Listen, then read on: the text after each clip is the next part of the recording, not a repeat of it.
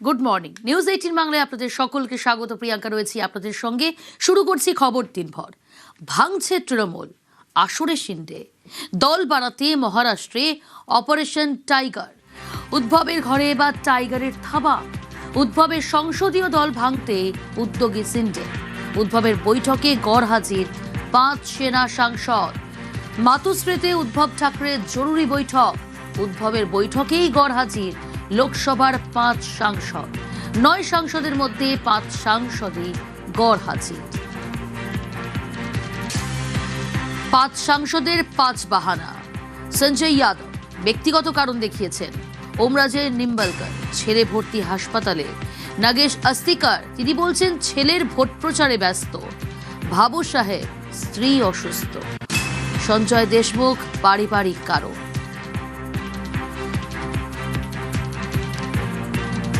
ये ठाकरे परिवार है, हमेशा महाराष्ट्र पे राज करेंगे। आदित्य हमारा भविष्य है पार्टी का, और अब पार्टी की कमान भी संभाल रहे हैं। अब हमारी पीढ़ी धीरे धीरे पीछे जाएगी, नए लोग सामने आ जाएंगे। ये हजारों टाइगर यहाँ खड़े हैं, वो MP MLA की क्या बात कर रहे हो भाई? कौन करेगा ऑपरेशन टाइगर? क्या होता है ये? क्या होता कौन है?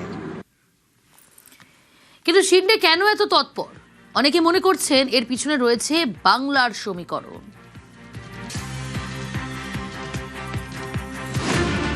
বাংলায় ভূমিকম্প, ভোটের ভূমিকম্প। সেই কম্পনে পাশের রাজ্য ওড়িশা কাঁপছে, আবার দূরে মহারাষ্ট্র কাঁপছে। কারা কাঁপছে বলুন তো? মহারাষ্ট্রেও কিন্তু কম্পন অনুভূত হচ্ছে। সেখানে কি অবস্থা চলুন দেখি। মহারাষ্ট্রে এখন ডেপুটি CM একনাথ শিন্ডে, তার হাতেই আসল শিবসেনা। তাদের প্রতীক যে তীরধনুক, সেটা এখন একনাথ শিন্ডের শিবসেনার হাতে। সেই শিবসেনার একনাথ শিন্ডে খুব চিন্তায় পড়ে গেছে। কেন চিন্তা সেটা বোঝার জন্য একটা অঙ্ক মাথায় রাখতে হবে, একটা হিসাব। 2024-এর লোকসভা ভোটের ফলটা দেখলেই একনাথ শিন্ডের চিন্তাটা বোঝা যাবে। কি হয়েছিল 2024-এ? বিজেপি নেতৃত্বাধীন NDA পেয়েছিল 293টি আসন, বিজেপি পেয়েছিল 240টি আসন। সবচেয়ে বড় দল NDA-র বিজেপির নেতৃত্বে NDA চলে, তারা পেয়েছিল 240।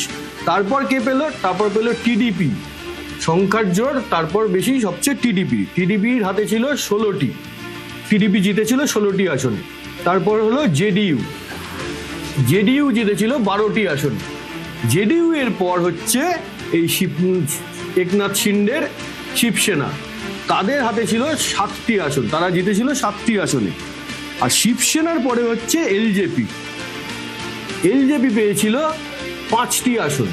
তাহলে 1 2 3 4 করে যদি দেখি, তাহলে সবচেয়ে বড় দল হচ্ছে NDA ছিল বিজেপি ফার্স্ট, TDP হচ্ছে সেকেন্ড, JDU হচ্ছে থার্ড, আর একনাথ শিন্ডের শিবসেনা হচ্ছে ফোর্থ।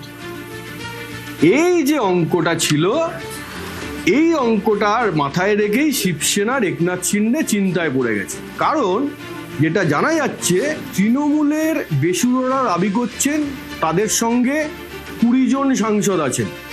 এই সংখ্যাটা আরো বাড়তে পারে আগামী দিনে। এই 20 বা আরো বেশি জন সাংসদ তৃণমূলের বেসুররা যদি NDA-তে জয়েন করেন, তাহলে তো কি হবে? তাহলে একনাথ শিন্ডেরা তো আর 4র্থ জায়গাটা ধরে রাখতে পারবেন না।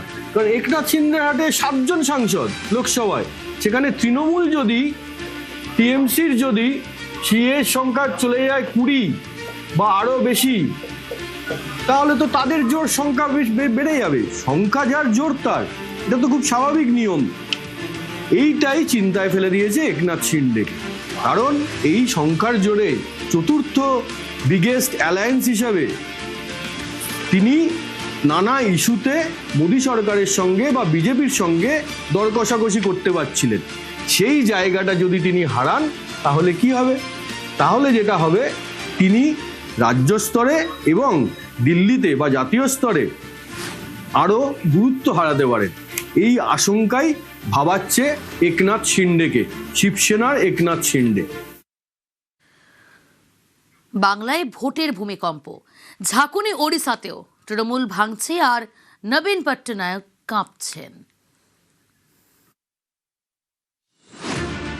বাংলায় ভূমিকম্প, ভোটের ভূমিকম্প।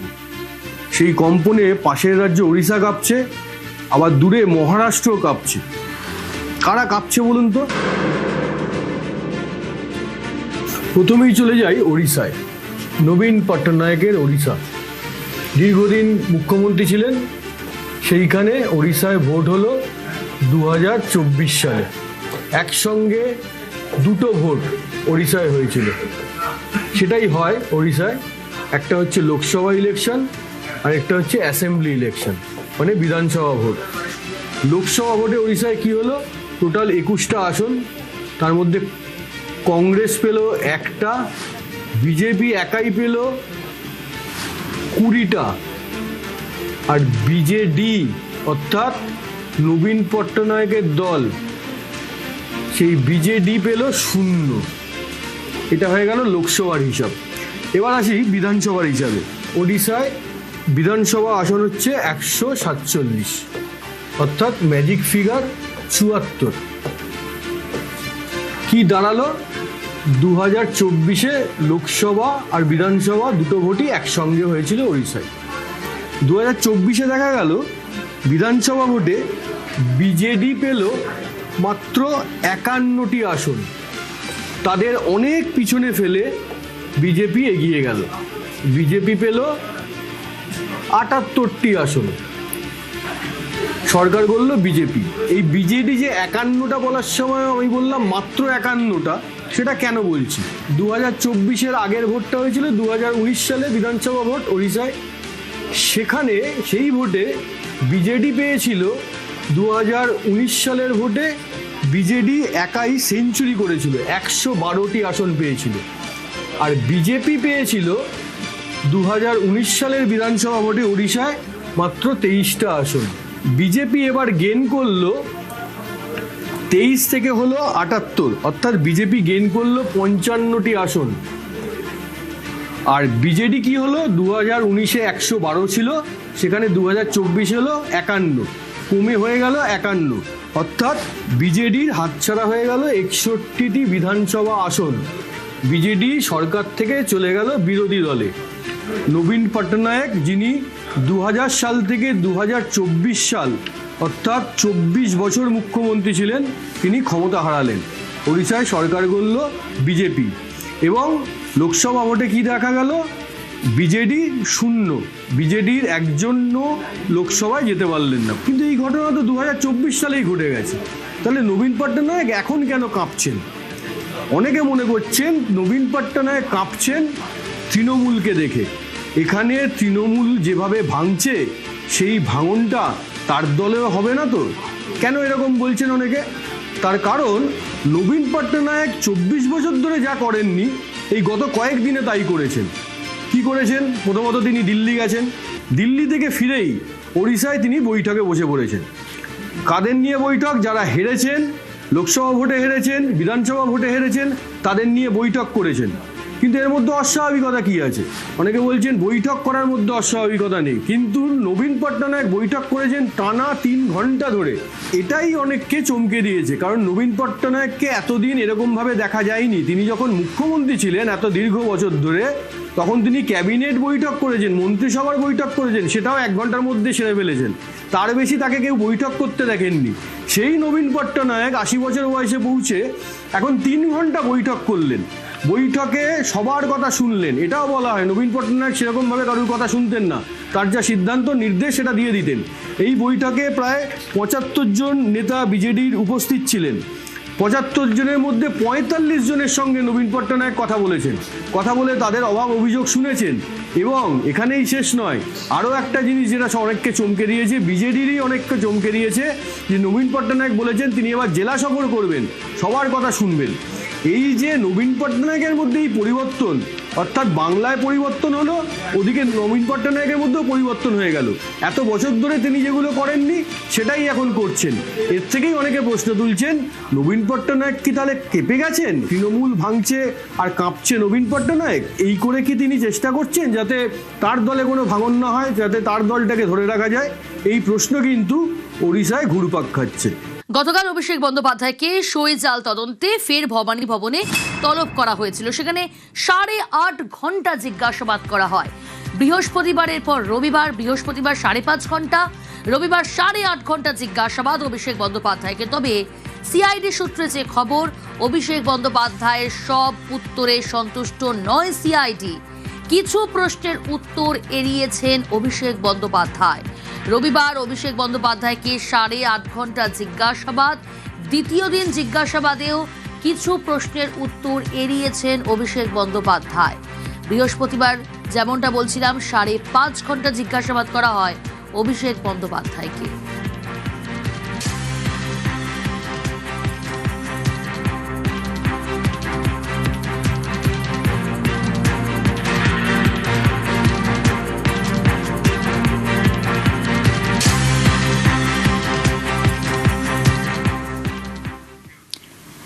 গতকাল কুণাল ঘোষকেও তলব করা হয়েছিল ভবানী ভবনে।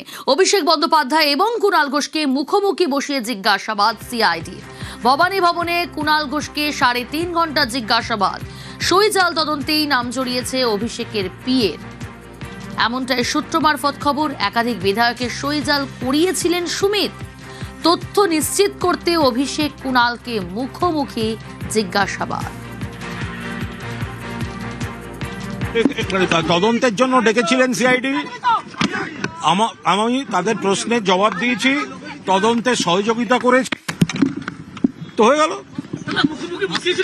হ্যাঁ হয়েছিল, হ্যাঁ করেছি।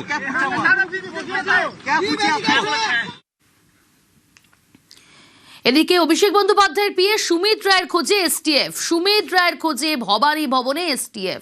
বৃহস্পতিবার অভিষেকের সঙ্গে সিআইডি দপ্তরে সুমিত, এবং গতকাল অভিষেকের সঙ্গে সুমিতের দেখা মেলেনি। সুমিতের খোঁজে ভবানী ভবনে এসটিএফ।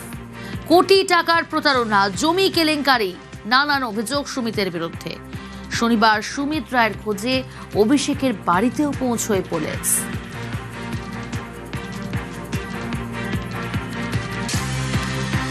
জালিয়াতির তদন্তে অভিষেকের পিএর খোঁজে পুলিশ। এ সময় ডিজি এডিজি কে বসিয়ে রাখতেন, এখন পুষ্পা মোচা সজল ঘোষের।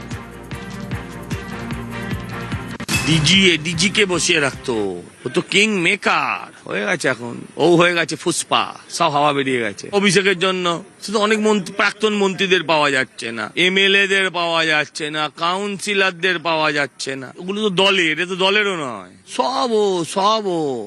আমি বলছি তৃণমূলকে যদি ভালো করে ঝাড়াই বোছাই করা হয়, ভালো করে একদম বুথ থেকে মমতা অবধি যদি করা হয়, পশ্চিমবঙ্গের যে 8 লক্ষ কোটি টাকার দেনা, ওটা পুরো মিটে যাবে। বিজেপির আমলে সব অভিযুক্তের শাস্তি, হুঁশিয়ারি লকেট চট্টোপাধ্যায়। সবাই ধরা পড়বে, সবাই শাস্তি হবে, একটা কেউ বাঁচবে না আমাদের এই সরকারের আমলে। মানুষ তাদেরকে মানে উবড়ে ফেলে দিয়েছে, শিকড় শুদ্ধ। তো মানুষ কেন ফেলেছে? আমাদের এই সরকারের ওপর আশা করে আছে যে তাদের শাস্তি হোক, আমাদের সুযোগ দিয়েছে। তো আমাদের করে দেখাতে হবে যে আমরা অন্যায়কে বরদাস্ত করি না, এবং আমাদের মুখ্যমন্ত্রী মানুষের পালসকে বুঝতে পারেন, এবং সেই মতোই আগামী এই লাস্ট 1 মাসে আপনারা দেখেছেন কি কাজ করেছে। কোনো অন্যায় বরদাস্ত করবে না এই সরকার। এদিকে ধৃত সব্যসাচী দত্তকে নিয়ে পুলিশের ম্যারাথন তল্লাশি। তোলাবাজির অভিযোগে গ্রেফতার বিধাননগর পৌরসভার প্রাক্তন চেয়ারম্যান। ধৃত সব্যসাচীকে নিয়ে প্রথমে 31 নম্বর ওয়ার্ড অফিসে তল্লাশি। উদ্ধার হয় বেশ কিছু নথি। এরপর সল্ট লেকের মৈত্রী সংঘ ক্লাব, যোগা সেন্টারে তালা ভেঙে ঢুকে তল্লাশি। সব্যসাচীর সল্ট লেকের বাড়িতেও তল্লাশি, উদ্ধার নথি। রাজারহাটের ফ্ল্যাটেও তল্লাশি।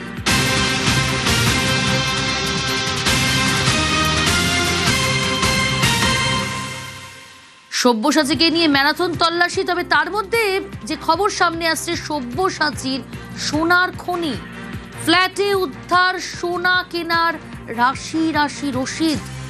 বিধাননগরের প্রাক্তন মেয়রের ফ্ল্যাট থেকে উদ্ধার। কালো টাকা সাদা করতেই সোনা কেনা বলে অনুমান।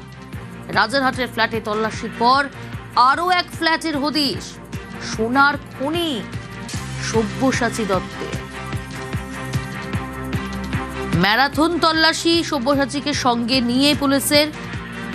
প্রথমে রাজারহাটের ফ্ল্যাটে তল্লাশি চালানো হয়, আর সেখানেই তল্লাশির পর আরও এক ফ্ল্যাটের হদিশ।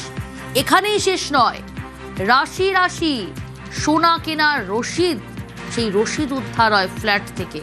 বিধাননগরের প্রাক্তন মেয়রের ফ্ল্যাট থেকে রাশি সোনা কেনার রসিদ। মনে করা হচ্ছে কালো টাকা সাদা করতে সোনা কেনা বলে অনুমান।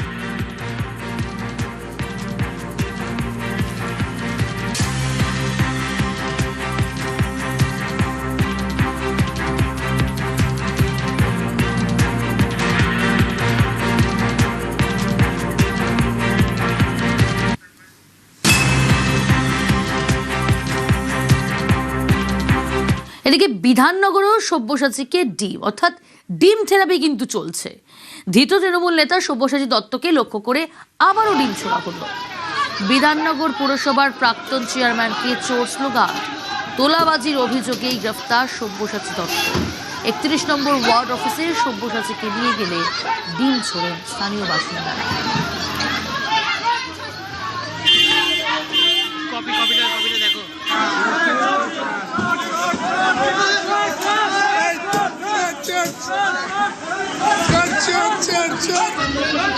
এভাবেই কিন্তু ডিম পড়ে রয়েছে, এই ডিমই কিন্তু সব্যসাচী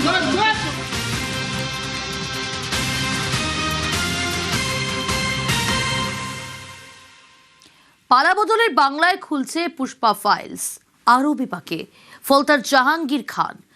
2020 ডিসেম্বরে নাড্ডার কনভয় হামলা, আগেই এফআইআর এ নাম ছিল জাহাঙ্গীরের। নাড্ডার কনভয় হামলায় ফের নতুন করে তদন্তের সিদ্ধান্ত ডায়মন্ড হারবার পুলিশের। প্রশ্ন, অভিষেক ঘনিষ্ঠ হওয়াতেই কি এতদিন রেয়াত? খুব স্বাভাবিকই প্রশ্ন উঠতে শুরু করেছে। রাজ্যে পালাবদল হয়েছে, আর এই পালাবদলের বাংলায় খুলছে এবার পুষ্পা ফাইলস। আরও বিপাকে ফলতার জাহাঙ্গীর খান। 2020 ডিসেম্বরে নাড্ডার কনভয় হামলা, সেই হামলায় নাম জড়িয়েছে জাহাঙ্গীর খানের। ডিটেল জানবো আরো, অমিত রয়েছে আমার সঙ্গে। অমিত, 2020 সালে জেপি নাড্ডার যে কর্মসূচি ছিল ডায়মন্ড হারবারে, তিনি যখন যাচ্ছিলেন ফলতা এবং থানা এলাকার উপর দিয়ে ডায়মন্ড হারবার রোড ধরে, সেই সময় যে হামলার ঘটনা ঘটে, সেই ঘটনা কিন্তু ফাইল, সেই ঘটনার যে মামলা হয়েছিল, সেই মামলা আবার রিওপেন হচ্ছে, অর্থাৎ নতুন করে আবার তদন্ত হবে। কারণ সেই সময় জাহাঙ্গীরের বিরুদ্ধে সেই মামলায় অভিযোগ ছিল যে জাহাঙ্গীর এফআইআর নেই ছিল। তো ইতিমধ্যেই ডায়মন্ড হারবার পুলিশ জেলা সূত্রে জানা গেছে তারা ইতিমধ্যে আদালতে আবেদন করেছে এবং যারা সেই মামলা নতুন করে আবার ইনভেস্টিগেশন করবে, এমনটা কিন্তু পুলিশ সূত্রে জানা গেছে।